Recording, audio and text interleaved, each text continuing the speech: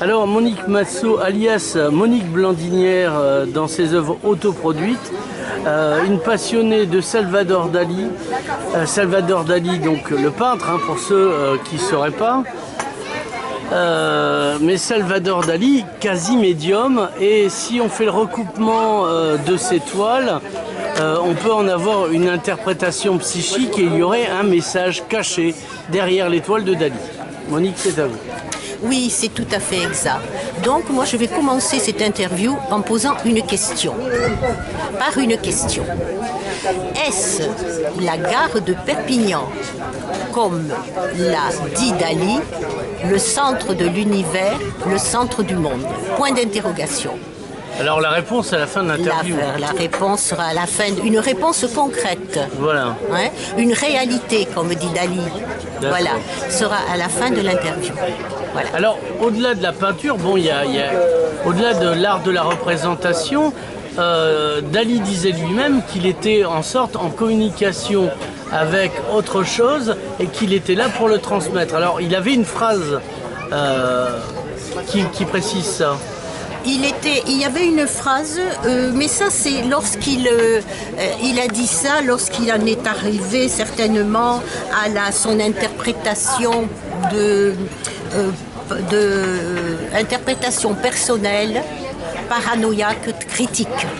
Oui, donc on peut toujours lire puisque c'est toujours en librairie. Oui, et voilà. Au pied de mon lit aussi, mais enfin bon ça, oui. Tout le monde n'arrive pas au pied de mon lit comme ça. Voilà. Alors donc Dali, la force de Dali, c'est le style dalinien. Le style dalinien qui est à la recherche toujours de la profondeur de l'inconscient. Parce que Dali, c'est pas comme on le dit, il n'a pas fait une œuvre décousue. Il a fait une œuvre qui est cimentée. Et il est parti d'une idée forte qui a fait son cheminement tout au long de son œuvre. Donc, il a, si vous voulez, exprimé cette idée forte tout au long. Et pour commencer, on pourrait peut-être entrer dans la vie de Dali. Oui, entrons dans la vie de Dali. Voilà, alors la vie de Dali, c'est sa naissance. Sa naissance le 1er mai 1904. Et puis aussi, malheureusement, était intervenue la mort de son frère en 1901. Et ça a commencé à faire... Dali a eu un destin à ce moment-là qu'on peut dire peu ordinaire. Parce que son frère, donc, est mort d'une gastro-entérite. Ah oui. Et ses parents ont été complètement bouleversés. Et ils ont traité Dali comme étant la réincarnation de leur fils mort. Dali a dit « Je me crus mort avant de me savoir en vie ». Et pour lui, il y a toujours eu une dépression masquée par son personnage extravagant, excentrique, qu'il a poursuivi pendant toute son œuvre. Mais c'est pas ça, Dali. Il faut revenir au personnage de Dali, ce grand virtuose de la peinture, avec un talent incroyable, qui a jonglé avec tous les styles, absolument tous les styles. Il est passé donc de l'impressionnisme, parce que Dali a quitté l'école très tôt, à 16 ans. Et c'est un voisin, Ramon Pichot, qui lui a appris l'impressionnisme. Et alors il a fait des natures mortes, des paysages, des portraits. Et après, après ceci, il a voulu passer à une autre peinture, le surréalisme. Et le surréalisme, donc, il a été jusqu'à l'extrême limite de ce surréalisme. Et il a fréquenté tous les gratins surréalisme parisiens, avec Louis Breton, tous les grands surréalistes. Louis, André plutôt, André Breton, pas Louis. Pardon, c'est Louis, je confonds avec Louis Buñuel, le cinéaste. Oui, voilà. Louis Buñuel, le cinéaste. Et André Breton. André Voilà. Breton, le surréaliste, Qui a écrit Nadja. c'était le grand patron du surréalisme. Bon. Et alors là, évidemment, il a commencé à faire des expositions. Et avec toujours son interprétation personnelle. Il a voulu donc, il a réalisé aussi avec Louis Buñuel Oui. le film Le chien andalou. Un chien andalou, énorme succès. C'est un succès. Alors, la règle du jeu de ce film était aucune image, aucune idée. Tout doit être expliqué, ne doit pas être expliqué rationnellement, psychologiquement ou culturellement. Donc, ça a été une réussite du cinéma surréaliste. Voilà. Alors, donc Dali quand même a fait des études, parce que son père en a voulu ainsi, à l'école des beaux-arts de Madrid. Mais Dali, ça ne lui convenait pas. Parce que, si vous voulez, c'était pour lui, c'était incomplet. Donc il est parti. Il est parti. Et ensuite, il a commencé donc à être connu. Et puis il y a eu une rupture avec son père, qui quand même finançait ses œuvres. Et donc, il ne faut pas que j'oublie Gala, il avait entre-temps rencontré Gala à Cadaqués. Gala était l'épouse de Paul Éluard, qui était donc un poète. Et ça a été un coup de foudre. Et Gala deviendra Samuse, son modèle. Donc, finalement, il a accepté la rupture de son père, parce que Gala était là, présente, et il pouvait assumer cette rupture. Voilà. Alors, Alors, on va passer justement à ce travail sur les tableaux de Dali. Oui, alors je pense que vous voulez passer au tableau de Dali. Moi, je vais m'arrêter sur un tableau. Parce qu'il ne faut pas faire toute la biographie de Dali. Non. Il faut aller à l'essentiel. Et donc, qu'est-ce que cachent ces tableaux? Ah, voilà.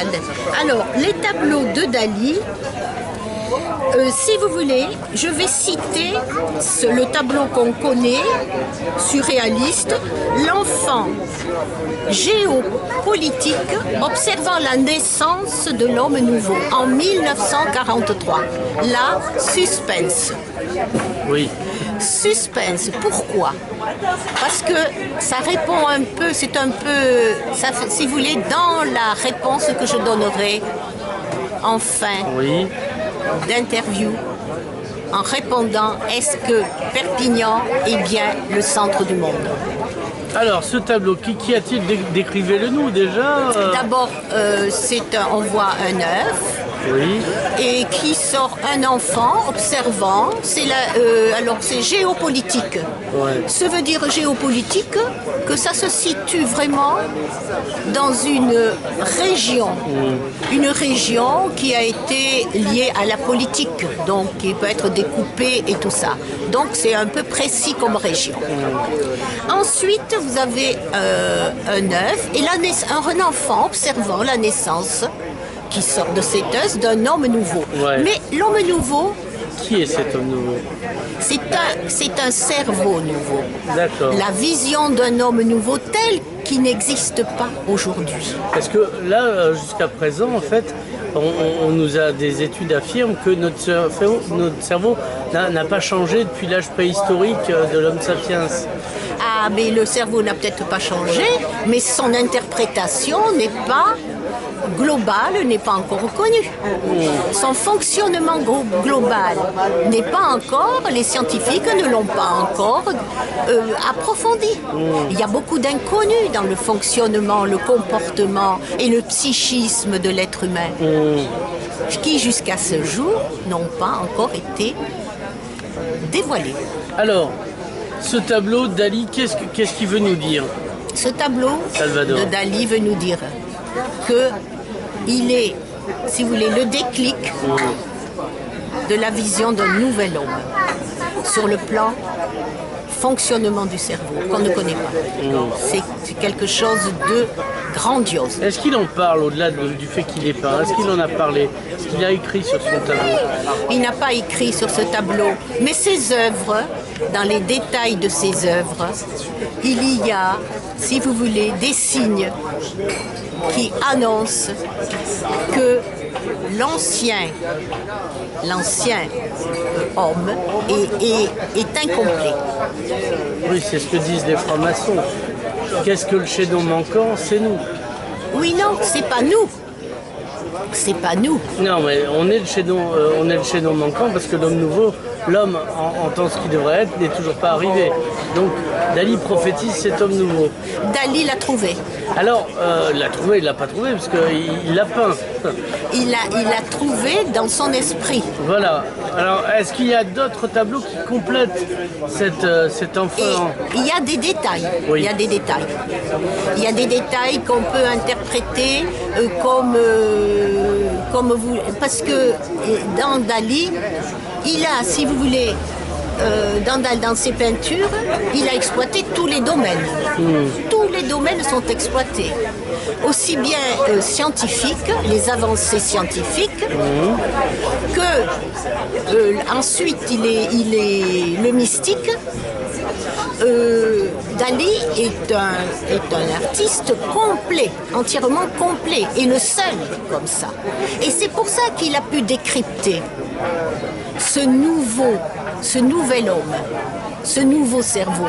Si c'était cantonné à une seule discipline, il n'aurait pas pu atteindre ce but-là. Mais Dali est allé partout.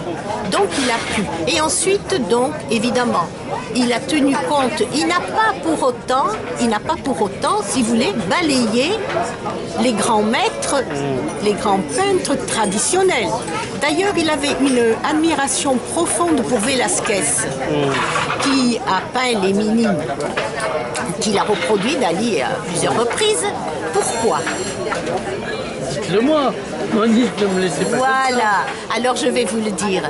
Parce que ce peintre, comme lui, peignait la réalité transcendante en la rattachant à la réalité pure. Un fragment, un petit bout de réalité pure, et là-dessus il construisait. Donc pour vous dire que tout ce que fait Dali est réalité. D'accord. Alors, est-ce qu'il y a d'autres tableaux qui complètent cet enfant qui voit la naissance du nouvel homme géopolitique? Eh bien, il y a si vous voulez, je peux revenir aussi, je n'ai pas bien expliqué au départ, les montres molles. Oui. Je peux y revenir. Non, vous n'y revenez pas, vous y arrivez, vous n'en avez pas parlé. Bon, d'accord. Oui, c'est vrai, dans tout ça, écoutez, l'œuvre de Dali est tellement fantastique, géniale et complexe. Elle est protéiforme qu'on finit aussi par s'y perdre. Donc, les montres molles. Alors, les montres molles, c'est, si vous voulez, l'espace-temps. L'espace-temps. Alors, vous avez la branche d'olivier, montre molle, une espèce au sol qui a une montre molle. Vous avez ensuite la montre molle qui pend sur une espèce d'on peut dire table, je ne sais pas, voyez. Et puis ensuite, vous avez comme un gousset avec des fourmis qui recouvrent. Alors, cette interprétation des fourmis a retenu particulièrement mon attention. Parce que ces fourmis, c'est toujours dans l'esprit de Dali, qui est en train d'explorer la profondeur du psychisme. Ces fourmis sont représentatives de l'inconscient. Et le temps là-dedans, qui avance lentement, en même temps que la construction du psychisme humain, si vous voulez, du labyrinthe. C'est le labyrinthe que les fourmis creusent, qui font un travail pour la maturation de l'inconscient. Elles font un travail de fourmi, comme on dit. C'est un travail de fourmi qui est situé dans le tableau des montres molles, Oui. dans l'espace-temps, dont expansion et temps qui s'écoule, mais à une lenteur incroyable. Alors, est-ce qu'on retrouve les fourmis dans l'œuvre de Dali ou c'est, j'allais dire, les Non. uniques fourmis? Dali a beaucoup utilisé les fourmis, les sauterelles, on les retrouve. Mais moi, je vous parle des tableaux qui ont pour moi comment je vous dirais, que je comprends pour répondre à ma question. Alors, parlez-nous d'autres tableaux. Donc, à part les montres molles, l'enfant qui voit la naissance d'un nouveau monde Mais géopolitique. après, il y a eu toute l'évolution de Dali qui est passée donc du surréalisme qui est passé du surréalisme donc comment je dirais à son style dalinien, Ouais. Son propre style. La paranoïa critique. Donc. La paranoïa critique, tout ça pour arriver justement au bout de sa pensée. Parce que je vous dis, c'est quelque chose qui est continu. Mais il a fallu s'investir dans un style personnel où là, il a pris à bras le corps la paranoïa critique. Je recherche dans mes fiches en même temps pour la méthode paranoïa critique. Et il l'appliquait à tous les domaines de sa pensée, à tous les domaines. Donc,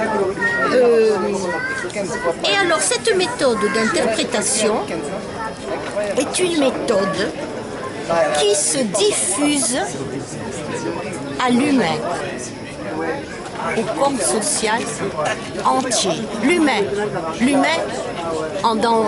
de tout, l'humain, voilà. On ne peut pas définir l'humain c'est l'humain. Voilà.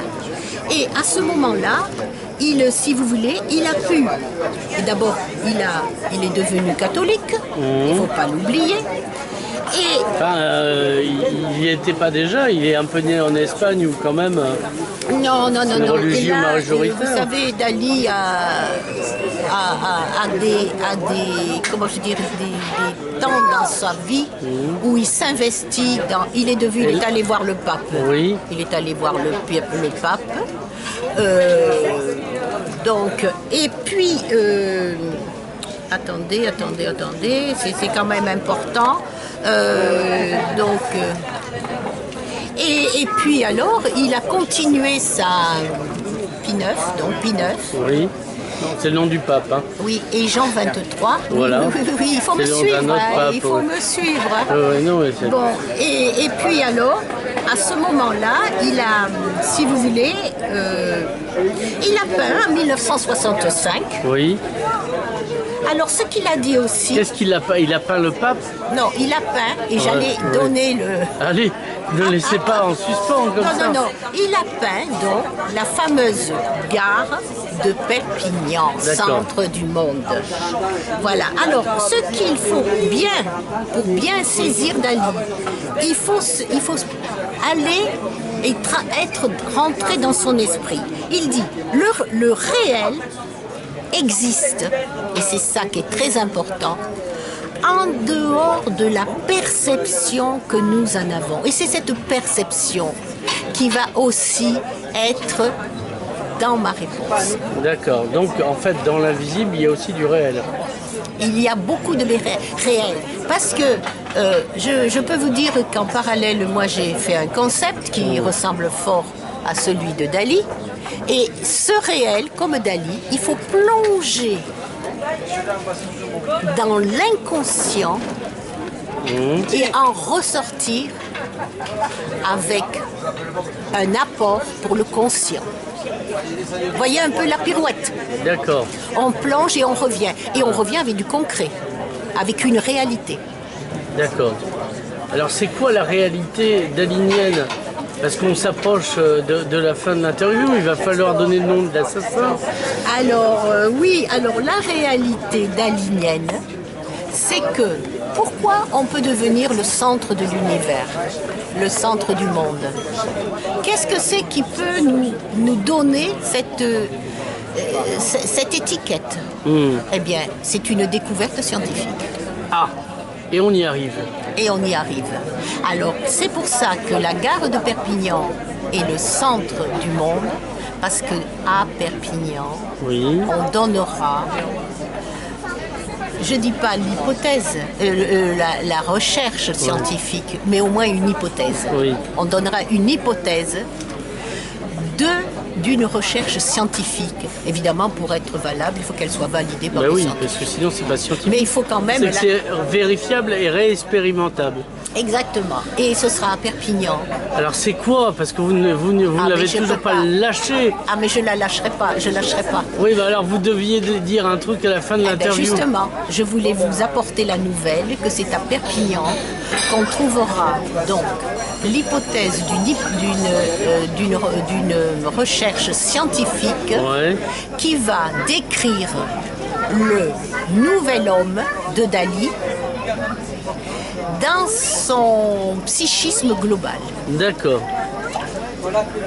Voilà, et donc on laisse les gens en suspens. C'est une prophétie que vous nous faites. La théorie de l'homme nouveau sera découverte à Perpignan. Oui, il sera découverte à Perpignan. Eh bien, Monique Marceau, merci. On attend avec impatience cette découverte.